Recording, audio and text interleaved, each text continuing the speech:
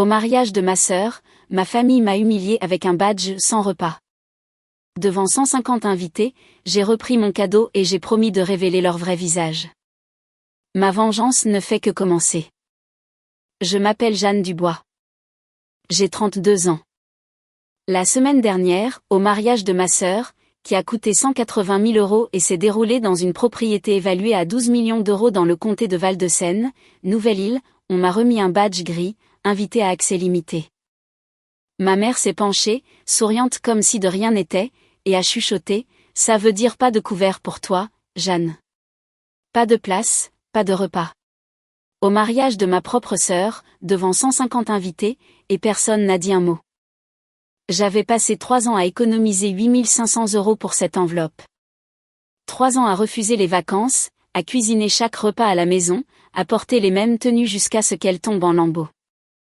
Pour un instant, un seul, où je pensais qu'il pourrait enfin me voir. Mais en restant là, tenant ce badge, j'ai compris quelque chose que j'aurais dû réaliser il y a des années, ils ne m'avaient pas oublié. Ils avaient planifié cela parce qu'ils ne voulaient pas de moi. Ils voulaient juste mon argent. Alors, je me suis dirigée vers la table des cadeaux, j'ai trouvé mon enveloppe, les reprises, et j'ai prononcé 6 mots qui ont fait pâlir ma mère. La famille Dubois semble irréprochable sur le papier.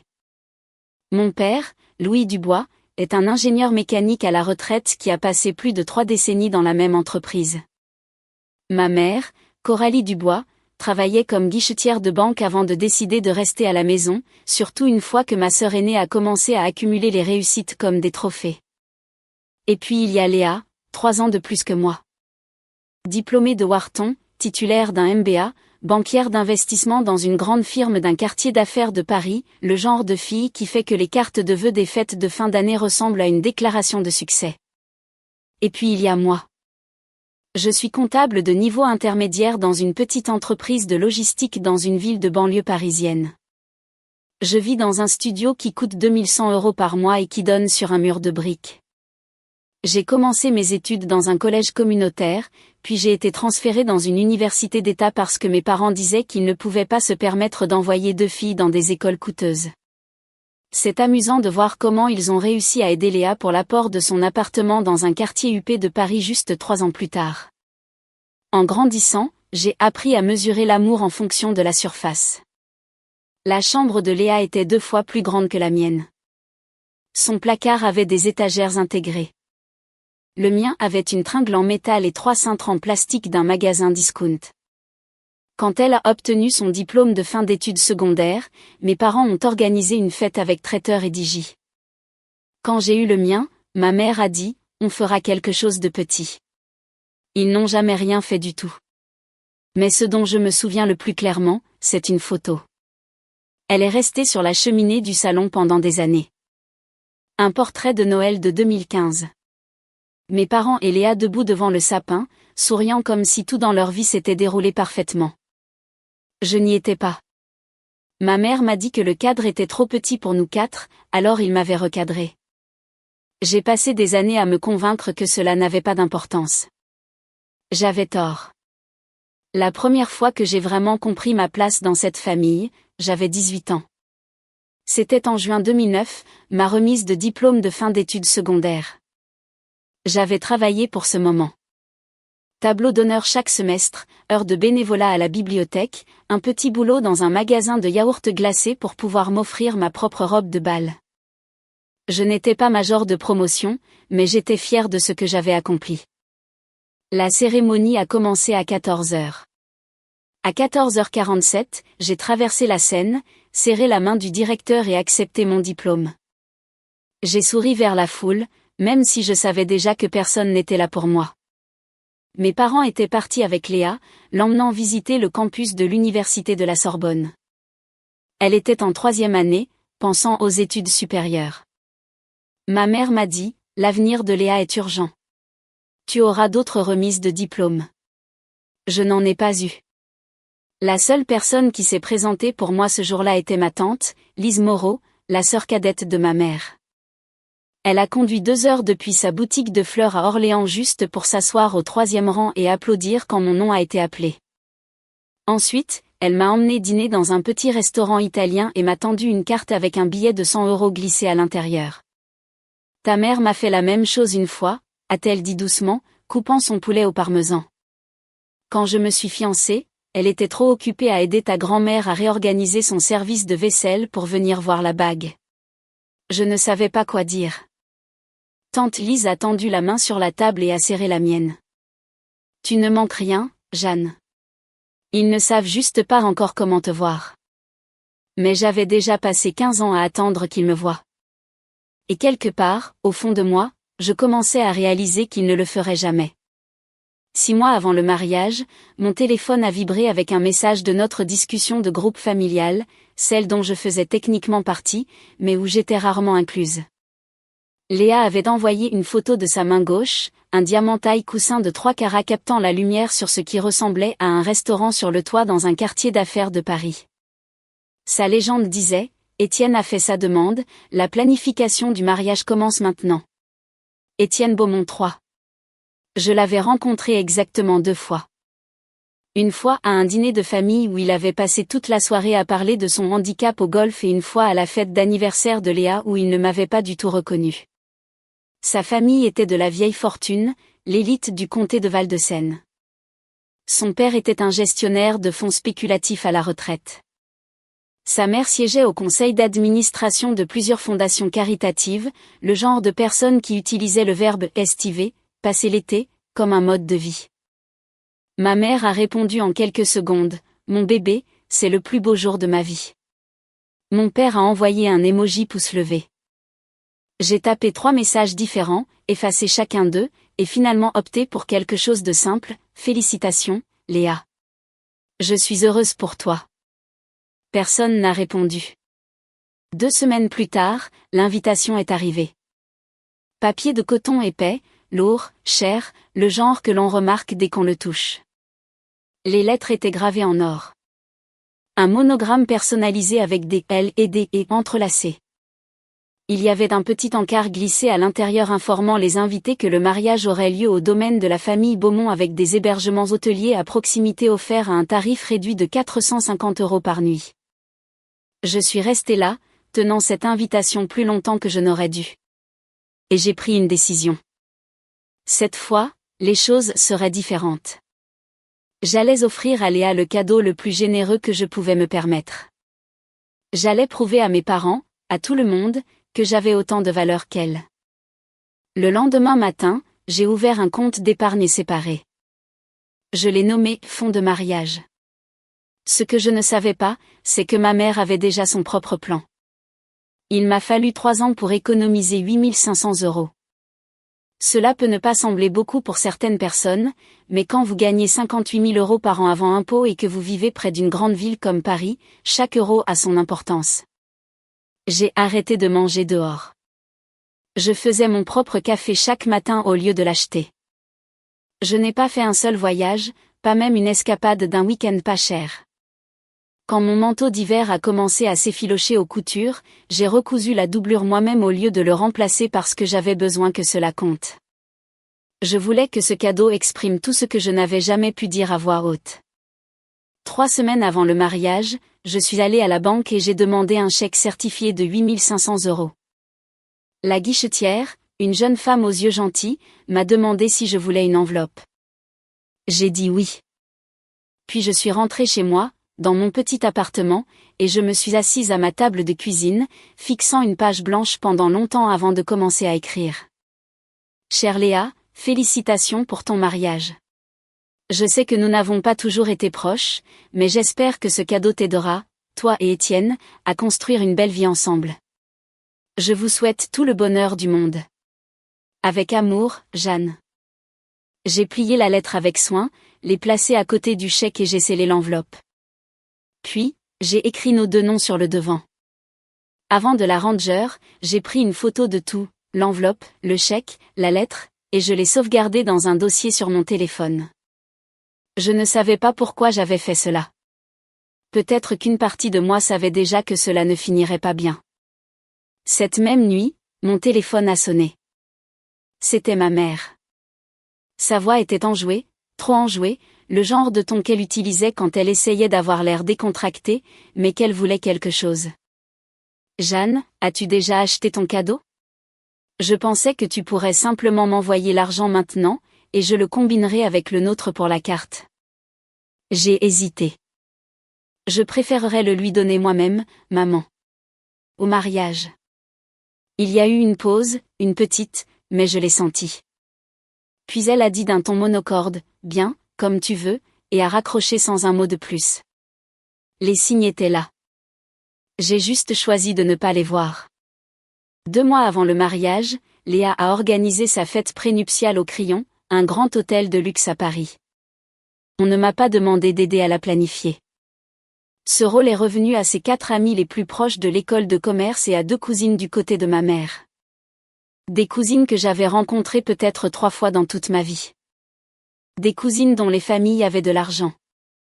J'étais assise à une petite table dans un coin avec des gens que je ne connaissais pas. Le genre d'invités pour remplir l'espace. Pendant le toast au champagne, ma mère s'est levée et a parlé de Léa, de ses réalisations, de son éducation, de sa carrière, de son avenir parfait. Elle a parlé pendant 7 minutes. Elle n'a jamais prononcé mon nom, pas même un merci en passant à Jeanne pour sa présence. Mais le moment que je n'oublierai jamais s'est produit dans la salle de bain. J'étais allée me refaire une beauté. J'avais pleuré un peu, doucement, discrètement, comme on le fait quand on ne veut pas que personne ne le remarque. C'est là que j'ai entendu des voix. Ma mère et ma tante Sophie. Dieu merci, tu ne l'as pas faite demoiselle d'honneur, a chuchoté Sophie. Tu imagines? Les Beaumont auraient demandé ce qu'elle faisait dans la vie. Et après? Ma mère a ri. Doucement, légèrement, sans effort. Je sais. Léa a tout de suite compris. La mère d'Étienne est très à cheval sur les apparences. On ne peut rien avoir de distrayant. Je suis restée là, figée devant le miroir. Mon reflet me renvoyait le regard. Un peu de mascara légèrement maculé sous un œil. Distrayante. C'est ce que j'étais pour eux. Pas une fille, pas une sœur, une distraction, quelque chose qui pourrait ruiner leur chance d'entrer dans le monde des Beaumont. J'aurais dû partir à ce moment-là, mais je ne l'ai pas fait. Je me suis dit que ça irait mieux, que le jour du mariage serait différent. J'ai continué à choisir l'espoir. Une semaine avant le mariage, j'ai reçu un email de l'organisateur de mariage. L'objet disait « Liste d'invités au dîner de répétition finale ». Je l'ai ouvert et j'ai fait défiler les noms, demoiselles et garçons d'honneur, parents, tantes, oncles, des parents des Beaumont, même quelques amis de Léa de l'université qui étaient arrivés en avance. Mon nom n'y était pas. J'ai relu la liste encore et encore. Puis j'ai pris mon téléphone et j'ai appelé ma mère. Maman, je n'ai pas reçu d'invitation pour le dîner de répétition. Oh. Elle a marqué une pause. Jeanne, le dîner de répétition n'est que pour les mariés, leur suite et la famille immédiate. Les parents d'Étienne sont très stricts sur le nombre de personnes. Quelque chose de froid s'est installé au fond de ma poitrine. Je ne fais pas partie de la famille immédiate? Tu sais ce que je veux dire, a-t-elle dit rapidement. Ce n'est pas personnel. Les Beaumont sont les hôtes et ils ont beaucoup d'invités importants à accueillir. Il n'y a juste pas de place. J'ai rouvert l'email, les scanné à nouveau. Olivia, l'amie de Léa, est sur la liste. Elle ne fait pas partie de la famille. Elle est demoiselle d'honneur. Jeanne, ne rend pas les choses difficiles. J'avais envie de crier. J'avais envie de lui demander comment une amie de 4 ans comptait plus que la sœur qu'elle avait élevée dans la même maison. Mais je connaissais déjà la réponse. Ma mère avait fait son choix il y a longtemps. D'accord, ai-je dit doucement. Je comprends. Bien. On te verra à la cérémonie. Et puis elle a raccroché. Je suis restée assise dans mon appartement longtemps après cet appel, fixant l'enveloppe posée sur ma table de cuisine. 8 500 €. 3 ans de sacrifice qui semblaient soudain très petits. Et je n'étais même pas invitée au dîner de la veille. Mais d'une manière ou d'une autre, je me suis convaincue que le jour du mariage serait différent. Je me suis dit qu'une fois qu'il verrait ce que j'avais fait, quelque chose changerait enfin, qu'il me reconnaîtrait enfin. J'étais si naïve. 3 jours avant le mariage, tante Lise m'a appelé. J'entendais le rythme régulier des ciseaux en arrière-plan. Elle était probablement à sa boutique, coupant des tiges comme elle le faisait toujours quand elle avait besoin de réfléchir. Jeanne, ma chérie, j'ai entendu parler du dîner de répétition. J'ai poussé un soupir discret. C'est bon, tante Lise. Ce n'est que de la logistique. Ce n'est pas de la logistique. Son ton s'est aiguisé, coupant court à mon excuse. C'est ta mère qui est exactement qui elle a toujours été. Et j'ai besoin de te demander quelque chose. Je me suis légèrement redressée. Quoi? Veux-tu vraiment aller à ce mariage? La question m'a prise au dépourvu. Bien sûr que oui, ai-je dit. Léa est ma sœur. Léa est ta sœur, a répliqué tante Lise doucement. Mais cela ne signifie pas qu'elle te traite comme telle. Et Coralie, elle a hésité. Ta mère et moi avons grandi dans la même maison, Jeanne. Je sais exactement de quoi elle est capable. Quelque chose dans sa voix m'a fait hésiter. Qu'est-ce que tu veux dire? Il y a eu un bref silence au bout du fil. Puis elle a dit, au mariage de ta mère, j'étais assise à la dernière table, juste à côté de la station de traiteur.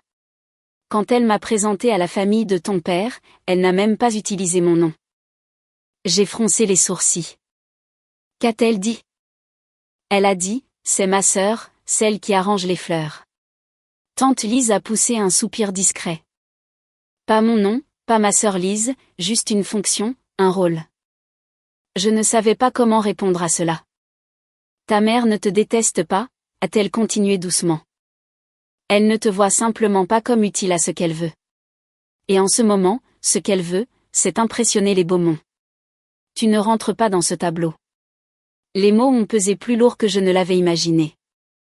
Alors, qu'est-ce que je dois faire, ai-je demandé. Ce n'est pas quelque chose que je peux décider pour toi. Je l'ai entendu poser les ciseaux. Mais je veux que tu te souviennes de ceci, je serai là. Et s'il se passe quelque chose, quoi que ce soit, tu ne seras pas seule. Ma gorge s'est serrée. Merci, tante Lise. La famille, ce n'est pas le sang, ma chérie. C'est ceux qui sont là. Elle a marqué une pause. N'oublie pas ça. À l'époque, je ne réalisais pas à quel point j'allais avoir besoin de ces mots. 3 jours plus tard, la nuit précédant le mariage, mon téléphone a sonné à 23h47. C'était Émilie. Nous étions meilleures amies depuis l'université, et par un étrange hasard ou malchance, son entreprise, Événement Harmonie, avait été engagée pour coordonner le mariage de Léa. Elle avait gardé une attitude professionnelle tout le temps, faisant attention à ne pas franchir de limites. Mais cette nuit-là, quelque chose était différent. Sa voix était hésitante. Jeanne, j'ai besoin de te dire quelque chose et j'ai besoin que tu restes calme. Je me suis assise immédiatement dans mon lit. Qu'est-ce qu'il y a? Je révisais le plan de table ce soir. Vérification finale avant demain. Elle a hésité. Ton nom était à la table 3 il y a 2 semaines. Famille de la mariée. Ma poitrine s'est serrée. Mais quand je l'ai vérifié à nouveau ce soir, il était barré au stylo et il y a une note à côté. Mon cœur a commencé à battre la chamade. Qu'est-ce qu'elle dit? Il y a eu une brève pause. Elle dit que l'invité recevra un badge d'accès limité. Pas de repas. Pendant 1 seconde, je n'ai pas pu respirer. Qui l'a écrit, ai-je chuchoté. Je ne peux pas le dire avec certitude, a dit Émilie doucement. Mais j'ai reconnu l'écriture. Sa voix a baissé encore plus. On dirait celle de ta mère. La pièce a basculé. Pas de repas. Accès limité. Il ne m'excluait pas seulement du dîner de répétition. Il prévoyait de m'exclure de toute la réception. Émilie, tu es sûre? J'ai pris une photo. Je te l'envoie maintenant. Mon téléphone a vibré dans ma main. J'ai ouvert l'image et c'était là. Cette même écriture soignée et familière, celle qui avait signé des cartes d'anniversaire et des vœux de fin d'année pendant plus de 30 ans. L'invité recevra un badge d'accès limité. Pas de repas. Ma mère ne m'avait pas oublié. Elle avait planifié cela soigneusement, délibérément. Elle voulait mon argent, juste pas moi. Je n'ai pas dormi cette nuit-là. Mais au matin, quelque chose en moi avait changé. Je me suis réveillée le 14 juin avec une étrange clarté. La panique s'était éteinte, laissant derrière elle quelque chose de plus froid. Pas exactement de la colère, quelque chose de plus stable, de plus contrôlé, une certitude. Je me suis tenue devant mon placard, le même espace exigu dans lequel j'avais vécu pendant des années, et j'ai choisi ma tenue avec soin. Une robe bleu marine que j'avais achetée en solde 2 ans plus tôt. Simple, nette, quelconque. Le genre de robe que l'on porte quand on ne veut pas attirer l'attention, mais que l'on veut quand même du respect. Je me suis maquillée moi-même. Des tons neutres, juste assez de mascara. Rien qui pourrait me trahir si je craquais. Puis je me suis assise à ma table de cuisine et j'ai tout rassemblé. La capture d'écran de ma mère me demandant d'envoyer l'argent plus tôt. La photo qu'Émilie m'avait envoyée de la note du plan de table, l'image de l'enveloppe avec le chèque certifié à l'intérieur, et les coordonnées d'Émilie au cas où quelqu'un essaierait de me traiter de menteuse. J'ai glissé mon téléphone dans ma pochette à côté de l'enveloppe, puis j'ai appelé tante Lise. « J'y vais quand même, lui ai-je dit. »« Je m'en doutais », a-t-elle dit doucement. « Tu vas bien ?»« Je ne sais pas, ai-je admis, mais j'ai besoin d'aller jusqu'au bout. J'ai besoin de les voir me faire ça en face. » Elle n'a pas répondu tout de suite, puis doucement, « Je serai là, Jeanne. Je resterai près de la table des cadeaux. Si tu as besoin de moi, cherche-moi. Merci. Et Jeanne, quoi que tu décides de faire, je serai avec toi, même si cela fait que ta mère me déteste pour toujours. » Pour la première fois depuis près d'une journée entière, j'ai souri. Je pense que c'est déjà le cas. Probablement, a dit tante Lise légèrement. Mais ça ne m'a jamais arrêté avant. J'ai raccroché, pris ma pochette, et suis sortie. C'était l'heure d'affronter ma famille. Le domaine Beaumont ressemblait à quelque chose tout droit sorti d'un magazine de luxe. Architecture géorgienne, haute colonne blanche, est parfaitement taillée en lignes nettes et délibérées. L'allée serpentait en un long arc de gravier pâle bordé de BMW, Mercedes et Range Rover qui coûtaient probablement plus que ce que je gagnais en un an. J'étais venue en train depuis la ville, puis en taxi depuis la gare. Alors que nous arrivions aux portes, le chauffeur a sifflé doucement. « Une sacrée fête, quelque chose comme ça, ai-je dit. » Je suis sortie et me suis dirigée vers l'entrée où 2 membres du personnel en gilet noir impeccable se tenaient derrière une longue table d'inscription habillée de lin blanc, d'arrangements floraux et de cristal poli. Une pile soignée de badges était disposée par ordre alphabétique. La femme devant moi, que je ne reconnaissais pas, a donné son nom et s'est vue remettre un badge doré. Il a brillé à la lumière alors qu'elle l'épinglait à sa robe. Puis elle est entrée sans hésitation comme si elle appartenait à cet endroit. « Non », a demandé le membre du personnel. « Jeanne Dubois. » Il a scanné la liste puis a tendu la main sous la table. Quand sa main est revenue, il tenait un badge gris. Pas doré. Gris, plat, terne, facile à ignorer. Je l'ai regardé. 3 mots imprimés en texte noir simple, invités à accès limité. « Madame, ce badge ne permet l'accès qu'à la zone de la cérémonie », a-t-il dit prudemment. L'attente de réception nécessite un badge doré. Je l'ai regardé en clignant des yeux. Je suis la sœur de la mariée. Quelque chose a traversé son visage. De la sympathie, peut-être. Je suis désolée, madame. Je ne fais que suivre la liste. Avant que je ne puisse dire autre chose, j'ai senti une main se refermer doucement autour de mon coude. Je me suis retournée. Ma mère, Coralie Dubois, vêtue d'une robe rose pâle qui coûtait probablement plus que mon loyer mensuel, des diamants délicatement posés à sa gorge, un sourire parfait qui n'atteignait pas ses yeux. « Jeanne, ma chérie », a-t-elle dit doucement. « Écartons-nous un instant. » Le membre du personnel semblait visiblement soulagé. Ma mère m'a guidée loin de la table vers un bosquet de rosiers où personne ne pouvait nous entendre. « Ne fais pas de scène », a-t-elle murmuré, son sourire ne faiblissant jamais. Quiconque nous regarderait penserait que nous avons juste une conversation agréable. Qu'est-ce que signifie accès limité, ai-je demandé. Ma voix était stable. Je l'ai remarqué. Elle a jeté un coup d'œil derrière elle, puis s'est légèrement penchée. Cela signifie que tu peux assister à la cérémonie, a-t-elle dit doucement. Mais il n'y a pas de place pour toi à la réception. Les mots sont tombés froids, tranchants. Il n'y a pas de place, a-t-elle continué. Les parents d'Étienne ont des invités importants, des associés, des membres de conseil d'administration, des gens qui comptent pour les Beaumont. Nous ne pouvions pas exactement leur demander de céder leur place pour elle s'est arrêtée. Mais j'ai quand même entendu le reste, pour quelqu'un comme toi.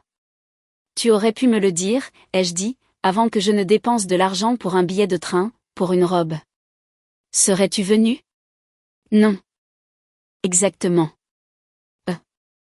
Elle m'a tapoté le bras presque distraitement. Reste juste pour la cérémonie. Fais-toi voir. Laisse ton cadeau et ensuite tu pourras partir. Léa comprendra. Je l'ai regardée. Vraiment regardée. La femme qui m'avait élevée. La femme qui avait manqué ma remise de diplôme, m'avait effacé des photos, avait parlé de moi comme si j'étais un inconvénient. Et maintenant elle était là, parfaite, sereine, me demandant de contribuer des milliers d'euros à un événement auquel je n'étais même pas autorisée à assister. Tu veux mon argent, ai-je dit lentement. Mais pas moi. Ne sois pas dramatique, Jeanne. Quelque chose a alors basculé en moi, ne se brisant pas, mais se mettant en place. D'accord, maman, j'ai souri. Je ne ferai pas de scène. Elle a poussé un soupir de soulagement discret. Elle n'avait aucune idée. J'ai joué mon rôle à la perfection. J'ai acquiescé quand elle a fini de parler. Je l'ai laissé me guider vers la zone de la cérémonie, un jardin magnifiquement agencé, bordé de rangées de chaises blanches et d'une arche débordante de roses blanches et d'eucalyptus. Je me suis assise au tout dernier rang, sur le côté, où je serais à peine remarquée. Même la chaise était différente, plus simple, une chaise pliante basique. Les premières rangées avaient des sièges rembourrés avec de hauts dossiers. Je suis restée là à observer. Mon père se tenait près du devant, discutant facilement avec le père d'Étienne, un homme aux cheveux argentés dans un costume qui semblait coûter plusieurs milliers d'euros. Ma mère se déplaçait gracieusement dans la foule, riant, touchant les bras, faisant en sorte que chaque invité se sente important. Tout le monde sauf moi. Puis Léa est apparue. Elle est sortie de la maison dans des couches de tulle blanc et de dentelle de chantilly, une robe Vera Wang. Elle avait mentionné la créatrice tant de fois que j'en avais perdu le compte. 20 000 euros de tissu et de détails agencés pour la faire ressembler à quelque chose d'un livre de contes. Et elle l'était. Elle avait l'air parfaite.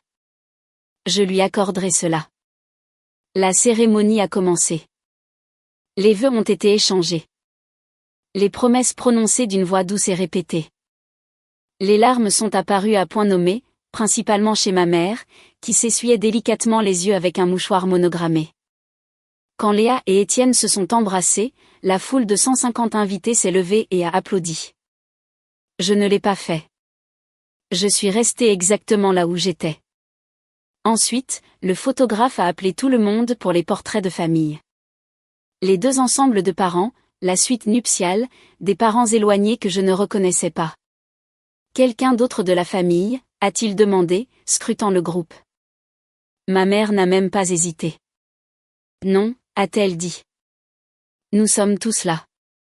Je les ai regardés se rassembler sous l'arche couverte de roses, souriant comme la version d'eux-mêmes qu'ils avaient toujours voulu présenter au monde. Parfait, complet. Et pour la première fois, je n'ai pas eu mal. La cérémonie s'est terminée sous une douce pluie de pétales blancs tandis qu'un quatuor à cordes jouait Mendelssohn.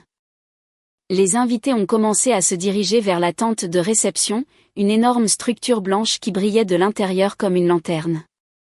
Par l'entrée ouverte, je pouvais voir des lustres en cristal suspendus au-dessus, des tables habillées de lin ivoire et des centres de tables de fleurs néerlandaises importées qui coûtaient probablement plus que ce que je dépensais en courses en une semaine.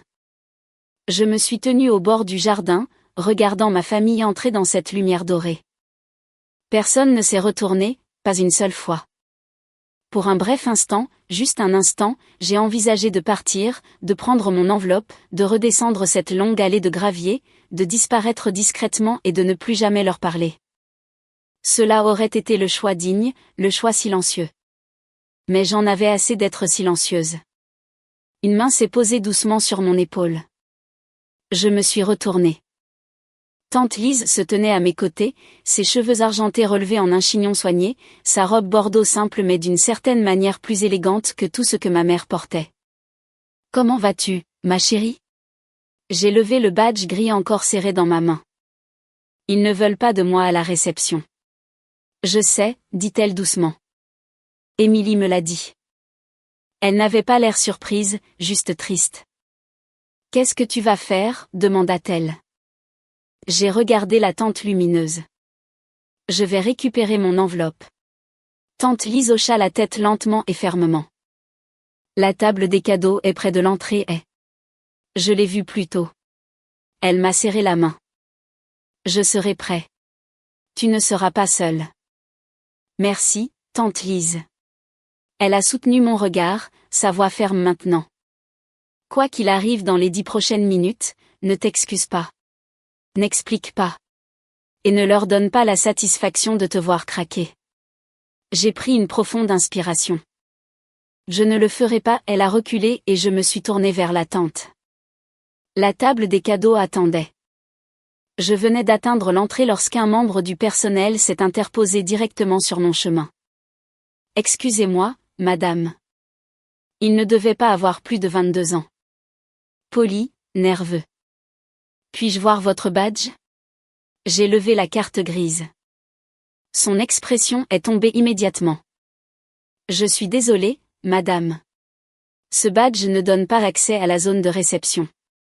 Seulement les badges dorés. Je comprends, ai-je dit calmement. Mais je suis la sœur de la mariée. J'ai juste besoin de... Je suis vraiment désolée, a-t-il interrompu, visiblement mal à l'aise. J'ai des instructions strictes, pas d'exception. Derrière lui, la réception battait déjà son plein. Des serveurs se déplaçaient entre les invités portant des plateaux de champagne. Des rires flottaient dans l'air. Mes parents se tenaient près de la table d'honneur, souriant, acceptant les félicitations comme s'ils venaient d'accomplir quelque chose d'extraordinaire. Et puis j'ai vu Léa. Elle est passée dans sa robe de mariée, radieuse, rougie par l'excitation. Ses yeux ont croisé les miens.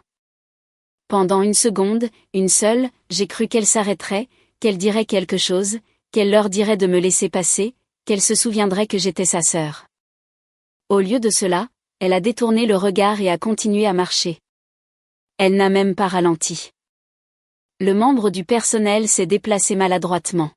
« Madame, si vous souhaitez attendre dehors, je peux... » « C'est bon, » ai-je dit, reculant. Je n'essaie pas d'entrer. Le soulagement a inondé son visage. Je me suis retournée et j'ai longé le côté de la tente vers l'entrée et...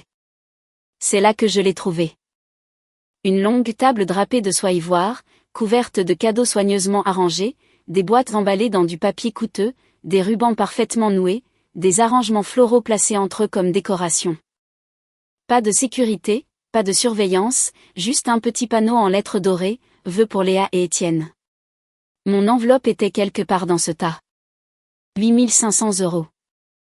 3 ans de ma vie. Donnés à des gens qui ne pensaient même pas que je méritais une place à table. Il était temps de la reprendre. Laissez-moi vous demander quelque chose.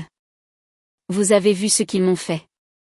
Le badge, les excuses, la façon dont ma propre sœur est passée devant moi comme si je n'existais pas. Alors, que feriez-vous ?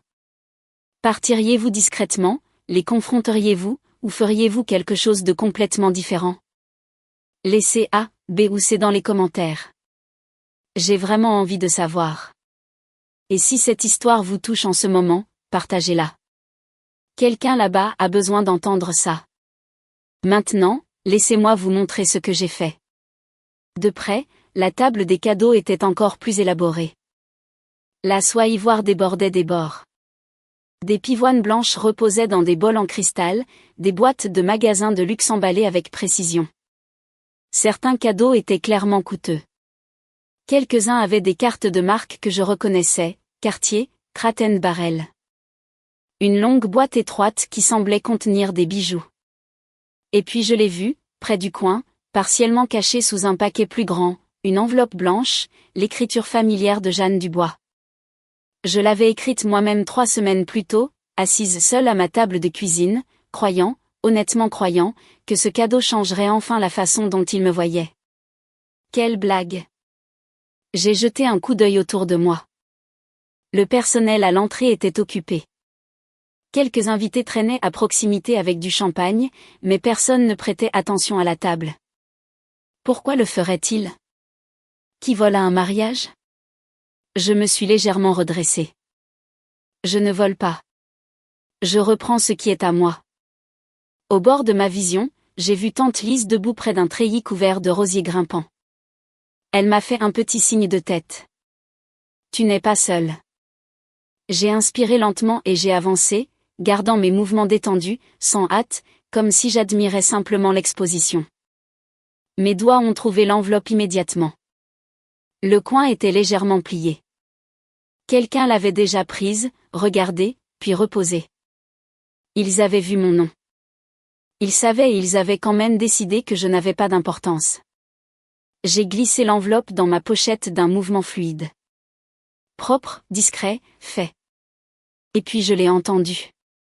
Le claquement net de talons sur la pierre derrière moi. Jeanne. La voix de ma mère. Tendue, contrôlée, confuse.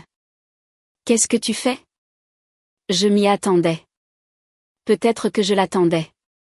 Ma mère se tenait à environ 1 mètre de distance, une flûte de champagne toujours à la main, son visage parfaitement composé se crispant en quelque chose entre le choc et la colère. Derrière elle, quelques invités s'étaient tournés pour regarder. Pas beaucoup, mais assez. Je t'ai posé une question, a-t-elle dit à voix basse, sa voix désormais tranchante. Qu'est-ce que tu fais à la table des cadeaux? Je reprends mon enveloppe. Elle s'est arrêtée au milieu de sa phrase, traitant l'information, puis plus fermement, tu ne peux pas faire ça. Je peux. Ma voix est restée calme, contrôlée, exactement comme tante Lise me l'avait dit. Le cadeau n'a pas été donné. L'enveloppe n'a pas été ouverte. Légalement et moralement, elle m'appartient toujours. C'est ridicule, a-t-elle claqué. Remets-la tout de suite. Je n'ai pas bougé. De quelque part derrière moi, j'ai entendu une voix familière. Émilie, parlant dans son micro-casque à propos d'un problème avec l'exposition du gâteau. Elle est passée devant nous sans me regarder. Mais en passant, sa main a effleuré la mienne. Et dans ce bref contact, elle a glissé quelque chose dans ma paume. Un morceau de papier plié. La note, celle qu'elle avait photographiée la veille. L'invité recevra un badge d'accès limité. Pas de repas. L'écriture de ma mère. Je l'ai glissée discrètement dans ma pochette à côté de l'enveloppe. Une preuve, pas un malentendu, pas une erreur. Cela avait été planifié dès le début. Coralie. Une nouvelle voix a tranché la tension, raffinée, contrôlée avec ce ton incomparable de la vieille fortune. Tout va bien? Je me suis retournée. Marguerite Beaumont, la mère d'Étienne, cheveux argentés, collier de perles, des yeux qui ne manquaient rien. Le visage de ma mère s'est vidé de ses couleurs. Tout va bien, Marguerite, a-t-elle dit rapidement. Juste une petite affaire de famille. Mais Marguerite ne la regardait plus. Son regard s'était déjà déplacé vers moi, vers le badge gris, vers la pochette que je tenais un peu trop fort. Je vois, dit-elle doucement. Comme c'est intéressant. Les 30 secondes suivantes se sont étirées plus longtemps qu'elles n'auraient dû. Marguerite Beaumont a continué à me regarder, son expression perçante, évaluatrice. Ma mère se tenait rigide à ses côtés, essayant clairement de trouver un moyen de s'en sortir. Et derrière nous, le quatuor à cordes continuait à jouer quelque chose de doux et d'élégant, comme si de rien n'était, tandis que 150 invités célébraient à quelques pas de là. J'ai regardé le badge gris épinglé à ma robe, puis la tente lumineuse, les gens à l'intérieur, ceux à qui on avait dit que je ne méritais pas une place. Ma mère a fait un petit pas vers moi. Jeanne, s'il te plaît, ne fais pas ça. Pas ici. Pas aujourd'hui. Pourquoi pas aujourd'hui? Parce que c'est le mariage de ta sœur. Vraiment? J'ai légèrement penché la tête. Parce que d'où je suis, cela ressemble plus à votre événement. Son expression s'est tendue. Votre opportunité d'impressionner les Beaumont. Votre chance de prouver que la famille Dubois appartient à leur monde. Du coin de l'œil, j'ai vu le sourcil de Marguerite se lever légèrement. Ce n'est pas juste, a dit ma mère. Juste. J'ai poussé un soupir discret qui ressemblait presque à un rire. Tu m'as demandé mon argent de cadeau il y a 3 semaines. Tu le voulais tôt pour le combiner avec le tien afin que Léa pense que la générosité venait de toi. Ce n'est pas, quand j'ai dit non, ai-je continué calmement.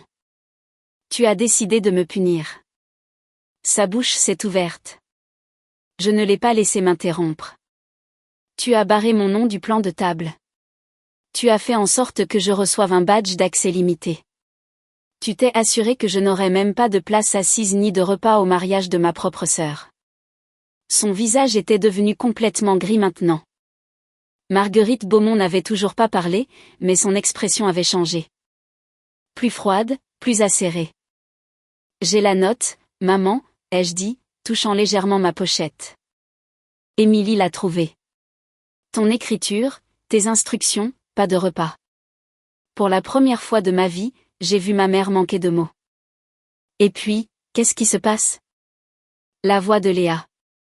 La foule s'est déplacée à son approche, s'écartant pour elle sans question. Elle s'est dirigée vers nous dans un tourbillon de tulle blanc, son visage rougi. Au début, j'ai cru que c'était l'excitation, mais non, c'était la colère. Étienne suivait juste derrière elle, visiblement confus. Autour de nous, les conversations s'arrêtaient. Les gens regardaient. Jeanne, a dit Léa, sa voix froide. Qu'est-ce que tu fais à ma table des cadeaux?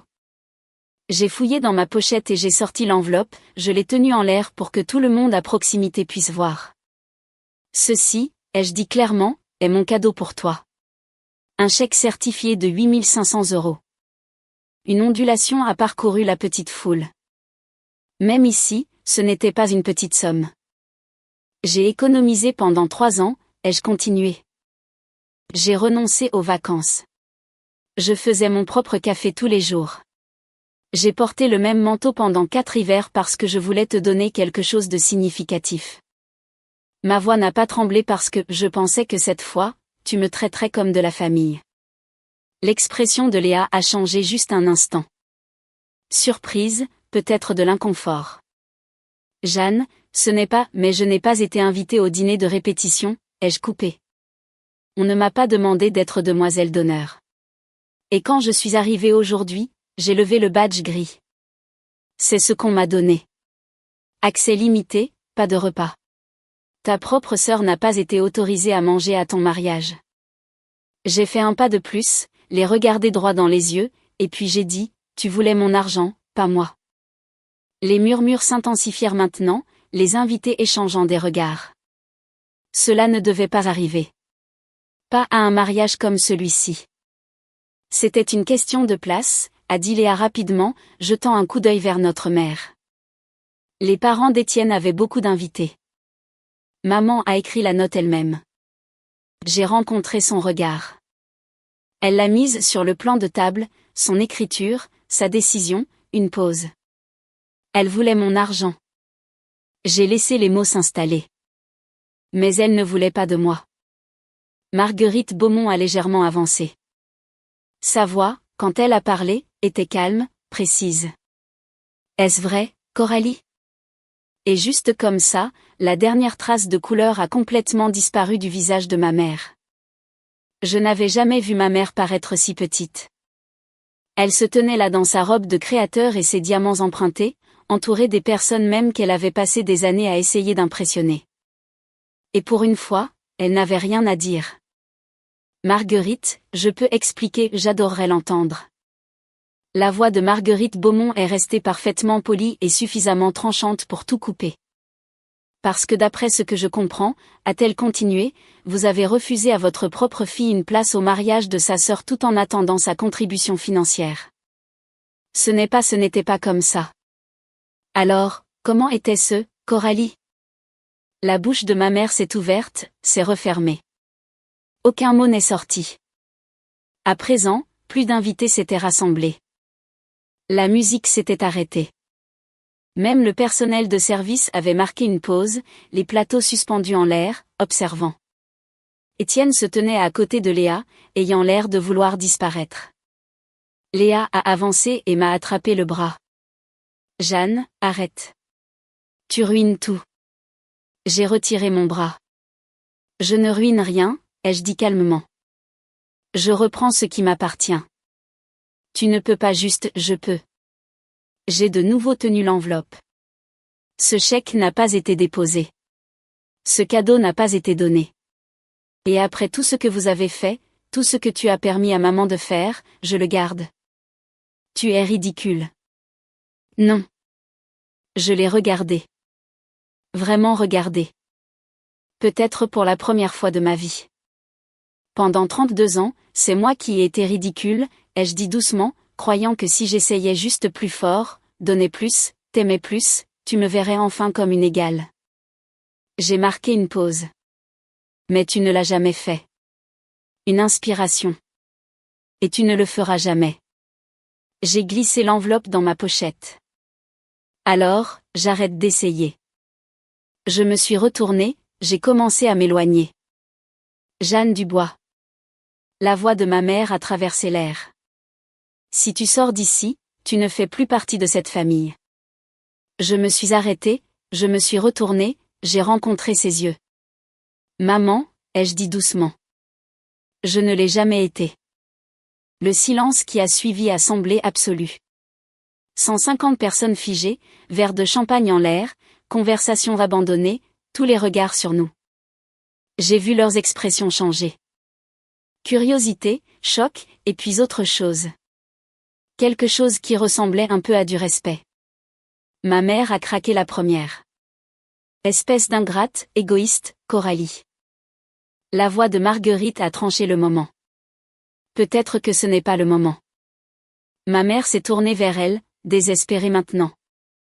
Marguerite, s'il vous plaît, vous ne comprenez pas.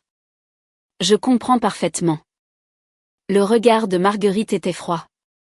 Vous avez exclu votre fille de la réception de sa sœur. Vous lui avez refusé une place, un repas, et une dignité fondamentale tout en attendant sa contribution financière. Une pause. Ce n'est pas un malentendu. Sa voix n'a pas monté. C'est un calcul. Étienne s'est agité inconfortablement. Maman, peut-être nous aurions dû être informés de la situation complète avant d'accepter d'organiser ce mariage. Marguerite n'a pas eu besoin d'élever la voix. La famille Beaumont valorise la famille, Coralie. Toute la famille, pas seulement les membres qui rendent bien sur les photos. Ma mère avait l'air d'avoir été frappée. Léa a de nouveau avancé, des larmes coulant maintenant. C'est mon jour de mariage, a-t-elle dit, sa voix brisée. C'est censé être le plus beau jour de ma vie. Quelque chose a bougé dans ma poitrine. Pas de la culpabilité, mais quelque chose de proche. Je sais, ai-je dit doucement. Et je suis désolée que cela ait été perturbé. Une inspiration. Mais je ne m'excuserai pas de refuser d'être invisible désormais. Je me suis retournée. Tante Lise s'approchait déjà de moi depuis le bord de la foule. Elle a glissé son bras autour de mes épaules sans hésitation. On s'en va, dit-elle calmement à personne et à tout le monde. Profitez de la réception. Et ensemble, nous sommes partis. Derrière nous, j'ai entendu ma mère commencer à pleurer. Au moment où nous avons quitté le jardin de roses, tout s'est effondré. La voix de Léa est montée dans un registre aigu et frénétique. Les sanglots de ma mère ont suivi, Étienne essayant de gérer les deux côtés, les invités murmurant, la confusion se répandant. Le quatuor à cordes a recommencé à jouer, quelque chose d'entraînant, presque forcé, comme s'il pouvait recoller l'illusion par pure persévérance.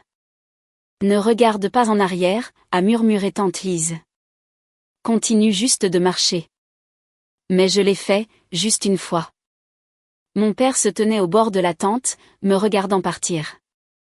Son expression était illisible, quelque part entre le regret et quelque chose de plus lourd. Pendant une seconde, j'ai cru qu'il allait venir après moi, qu'il allait enfin, après 32 ans, me choisir. Il ne l'a pas fait. Il s'est retourné et est retourné se tenir à côté de ma mère. La main de tante Lise s'est resserrée sur mon épaule. Je sais, ma chérie, a-t-elle chuchoté. Je sais. Nous avons atteint l'avant du domaine. Le taxi nous attendait déjà.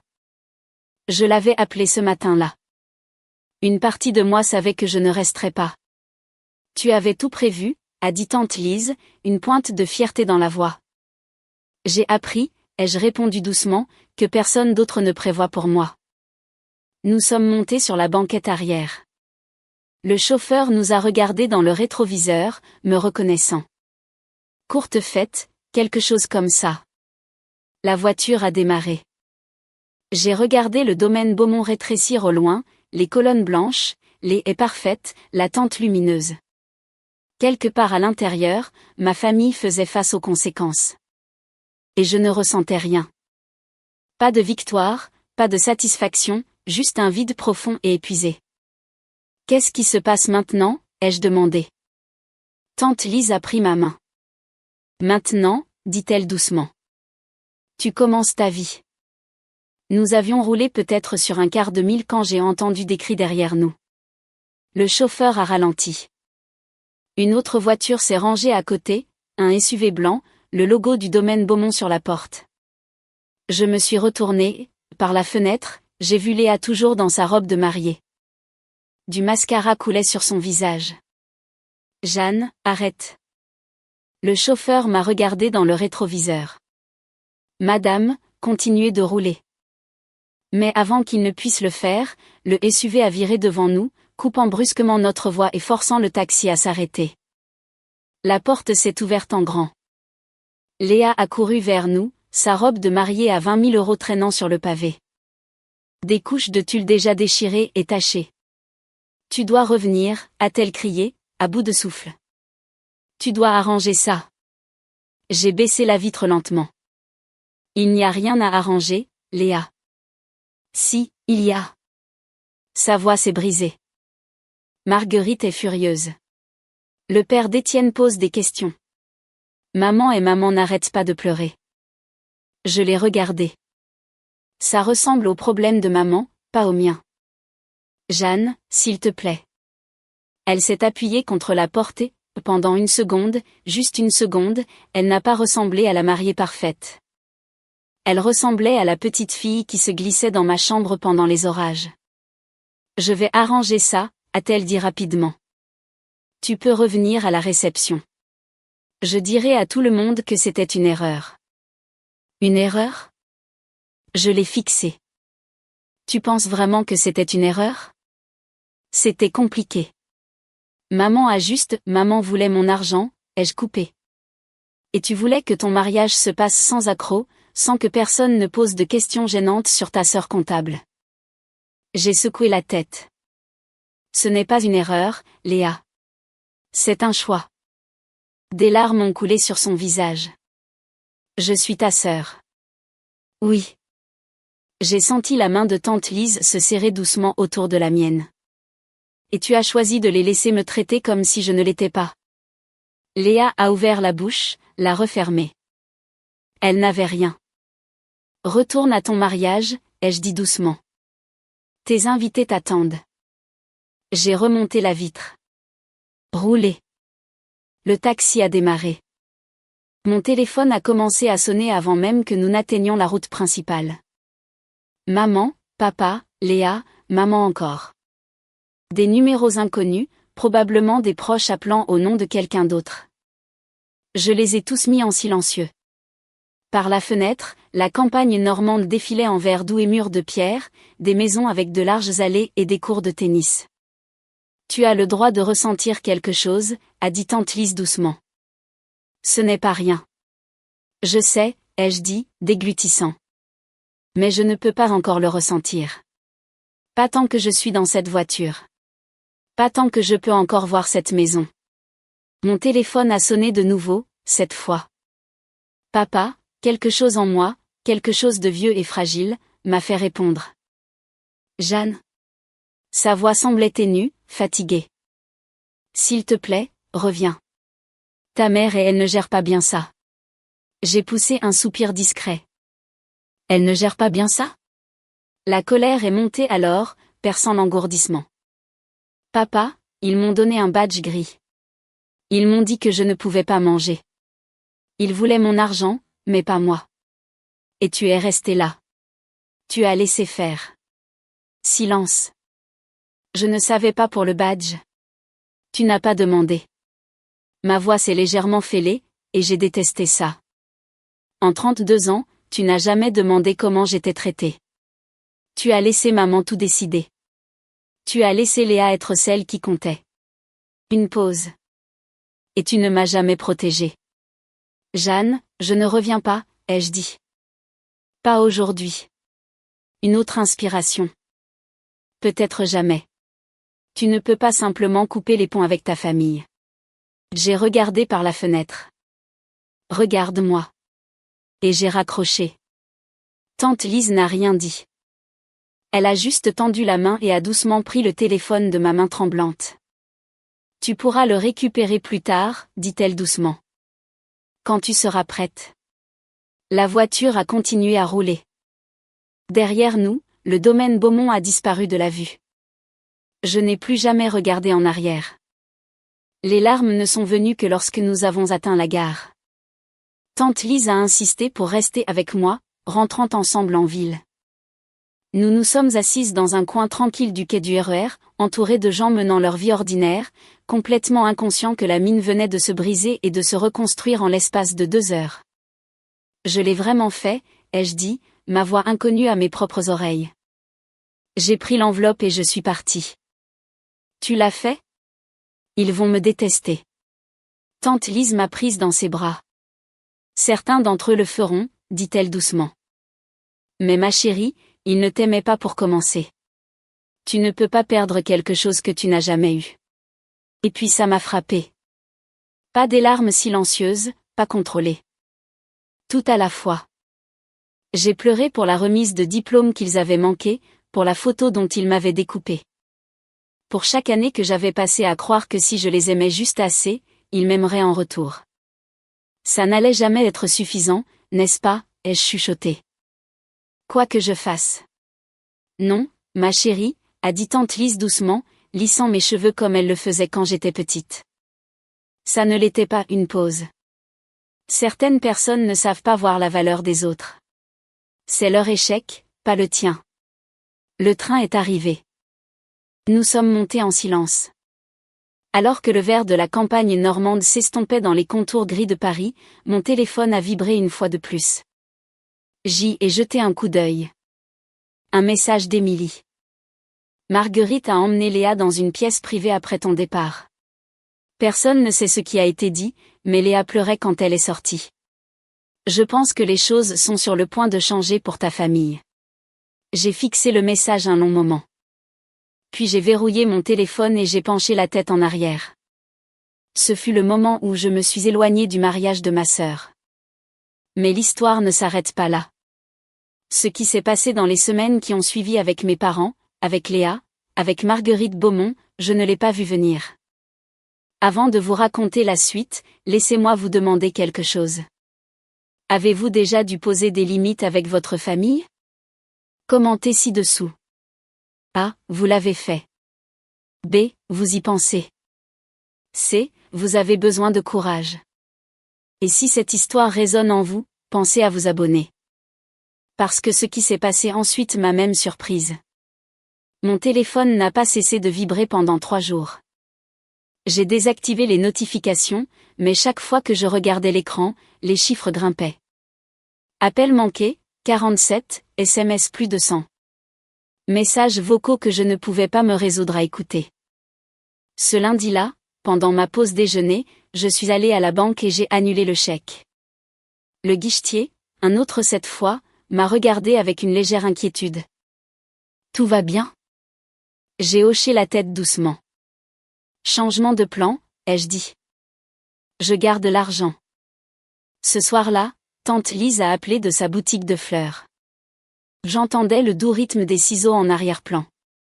J'ai entendu des choses, a-t-elle dit. Marguerite Beaumont a eu une longue conversation avec ta mère après ton départ, et ta mère m'a appelé ce matin, me blâmant. Que as-tu dit? Je lui ai dit que je n'encourageais rien, a répondu tante Lise calmement. Tu as fait ton propre choix. Une brève pause, et je lui ai dit que si elle t'avait traité avec une dignité fondamentale, rien de tout cela ne serait arrivé. J'ai poussé un soupir discret.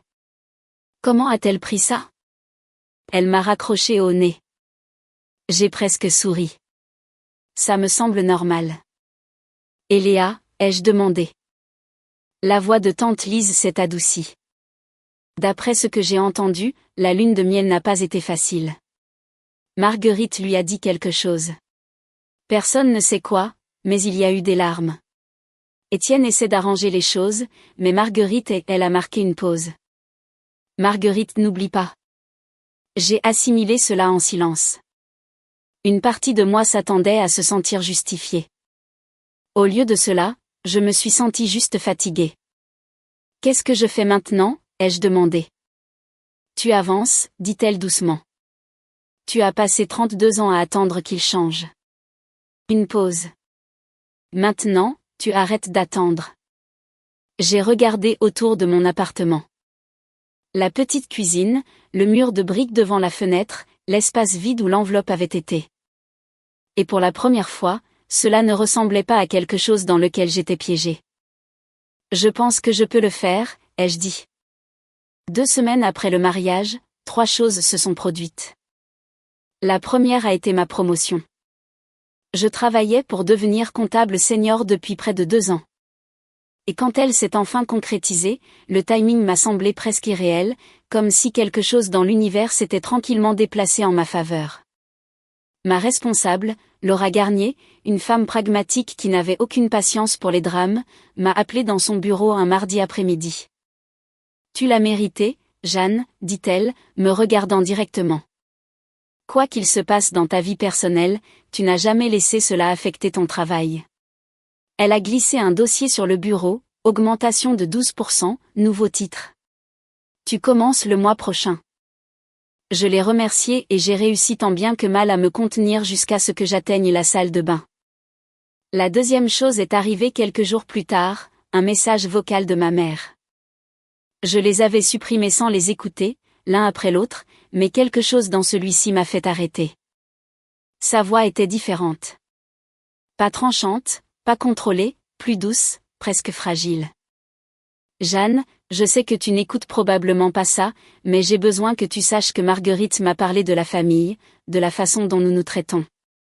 Une longue pause. Je ne suis pas d'accord avec tout ce qu'elle a dit, mais j'ai réfléchi. Peut-être devrions-nous parler. J'ai sauvegardé le message, mais je n'ai pas rappelé. La troisième chose est venue sous la forme d'un email de mon père. Pas dans le groupe familial, juste à moi, privé. Jeanne, je ne sais pas comment dire cela, alors je vais juste le dire. Je suis désolée. J'aurais dû te protéger. J'aurais dû parler. Je ne l'ai pas fait, et c'est quelque chose avec quoi je devrais vivre. Je ne demande pas pardon. Je veux juste que tu saches. Je le vois maintenant. Je vois ce que nous avons fait. Si jamais tu veux parler, je suis là, papa. Je l'ai lu 7 fois. Puis je l'ai sauvegardé dans un dossier que j'ai intitulé « Peut-être un jour ». Je n'ai pas répondu. 1 mois après le mariage, j'ai finalement écrit l'email que j'avais composé dans ma tête pendant des années. Je me suis assise dans mon café préféré, un petit endroit près de mon appartement qui faisait d'incroyables flat white, et j'ai fixé le curseur clignotant pendant longtemps avant de commencer. Chère maman, papa et Léa, je n'écris pas ceci pour vous blesser. J'écris parce que j'ai besoin que vous compreniez quelque chose. Je ne suis plus en colère. La colère prend de l'énergie, et j'ai passé trop d'années à donner mon énergie à des gens qui ne la valorisaient pas. Ce que je ressens maintenant, c'est de la clarté. Pendant 32 ans, j'ai essayé de gagner ma place dans cette famille. Je suis restée silencieuse quand j'aurais dû parler.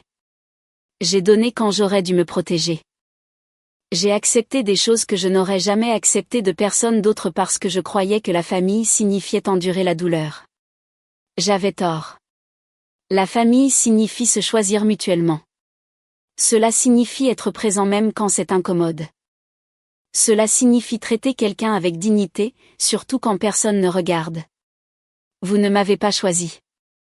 Et je ne peux pas vous y forcer, mais je peux me choisir moi-même. Et c'est ce que je fais maintenant. Ce n'est pas une porte qui se ferme. C'est une porte qui a enfin une serrure. Si l'un de vous veut un jour une vraie relation, une relation basée sur le respect, pas sur l'obligation, vous savez comment me joindre. D'ici là, je vous souhaite le meilleur. Vraiment. Jeanne, j'ai mis tante Lise en copie. Puis j'ai cliqué sur envoyer. Les réponses sont venues rapidement. Celle de ma mère était défensive. Celle de Léa était émotionnelle. Celle de mon père n'était que 2 mots, je comprends. Je n'ai répondu à aucune d'elles. J'ai terminé mon café, payé l'addition et suis sortie sous le soleil d'automne. J'avais une vie à construire. 6 semaines après le mariage, j'ai déménagé. Un appartement d'une chambre, un vrai placard, une fenêtre qui donnait sur un petit parc au lieu d'un mur de briques. Le loyer était plus élevé, mais je pouvais me le permettre maintenant. En partie grâce à la promotion, et en partie parce que ces 8 500 € étaient toujours les miens. Tante Lise est venue m'aider à déballer. Nous avons passé toute la journée à tout installer, à déplacer des meubles, à accrocher des rideaux, à débattre du meilleur emplacement pour la petite collection de plantes grasses que j'avais commencée. Celle-ci a besoin de plus de lumière, a-t-elle dit, brandissant une plante coriace. Et ce coin reçoit un bon soleil l'après-midi. Crois-moi, je cultive des choses depuis 40 ans. Je l'ai laissé gagner. Au coucher du soleil, nous nous sommes assises sur mon petit balcon avec des verres de vin bon marché. En dessous de nous, des enfants jouaient dans le parc tandis que leurs parents étaient assis à proximité, faisant défiler leur téléphone. La vie ordinaire, la joie simple. Je t'ai apporté quelque chose, a dit tante Lise. Elle m'a tendu un cadre. À l'intérieur, une photo de moi à ma remise de diplôme du lycée, tenant mon diplôme, souriante même si mes yeux étaient encore humides. Je me suis souvenue de ce moment juste après la cérémonie. Juste après avoir réalisé que personne n'était venu. Tu as gardé ça, ai-je demandé doucement. Ça a été sur mon bureau pendant 15 ans, dit-elle avec un doux sourire. J'ai pensé qu'il était temps qu'il soit accroché là où il appartenait vraiment. J'ai fixé l'image, cette version de moi, pleine d'espoir, essayant, croyant toujours que les choses s'amélioreraient si je tenais assez longtemps. Merci, ai-je chuchoté, pour tout, d'avoir été là quand il ne l'était pas. Tante Lise m'a passé un bras autour des épaules. C'est ce que fait la famille, ma chérie, a-t-elle dit. La vraie famille. J'ai accroché la photo au-dessus de mon bureau cette nuit-là, et pour la première fois depuis longtemps, j'avais hâte de rentrer à la maison. J'ai eu beaucoup de temps pour réfléchir à la raison pour laquelle ma famille m'a traité comme elle l'a fait. Ma mère, Coralie, a grandi dans un monde où le statut signifiait tout. Ses parents mesuraient la valeur en titres, en revenus, en apparence. Quand Léa a épousé la famille Beaumont, ma mère a vu cela comme sa chance, son opportunité, une sorte de rédemption, un moyen d'appartenir enfin au monde qu'elle avait toujours envié. Je n'ai jamais fait partie de cette vision. Non pas parce qu'elle me détestait, mais parce que je ne correspondais pas à la version de succès qu'elle voulait présenter. Les psychologues ont en fait un terme pour cela, la réalisation par procuration. C'est lorsque les parents vivent à travers le succès de leurs enfants parce qu'ils ressentent un manque dans leur propre vie.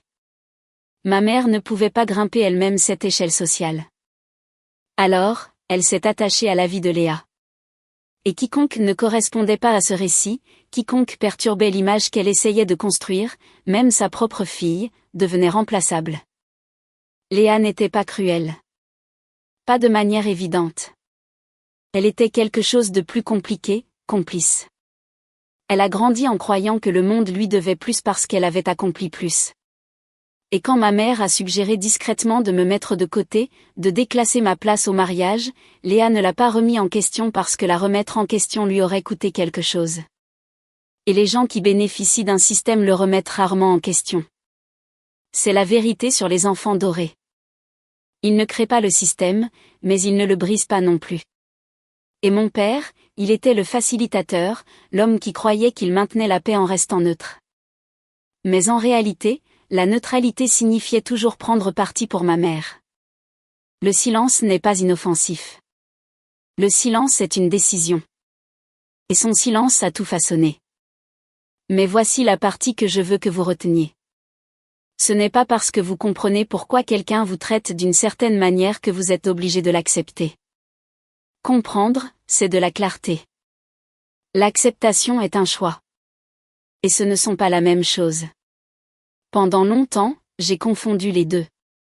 Je me suis dit que si je pouvais juste expliquer leur comportement, le justifier, le rationaliser, alors peut-être que ça ferait moins mal.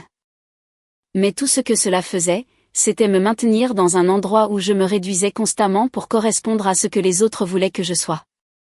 Il arrive un moment où il faut arrêter de se demander pourquoi ils sont comme ça et commencer à se demander pourquoi est-ce que je le permets encore ? Parce que votre valeur n'est pas quelque chose que d'autres personnes peuvent mesurer en fonction de votre utilité, de votre impressionnabilité ou de votre commodité pour eux. Vous ne gagnez pas votre place en donnant trop. Vous n'obtenez pas l'amour en tolérant le manque de respect et partir ne vous rend pas froid. Cela vous rend honnête. Vous pouvez toujours vous soucier des gens et choisir la distance. Vous pouvez toujours les aimer et refuser d'être diminué par eux. Les limites ne sont pas une punition. Elles sont une protection. Alors, si vous attendiez un signe pour arrêter de vous expliquer, d'arrêter de vous prouver, d'arrêter de mendier pour être vu, le voici. Vous n'avez pas besoin d'être choisi par des gens qui ne vous ont jamais vraiment vu. Vous avez juste besoin de vous choisir vous-même.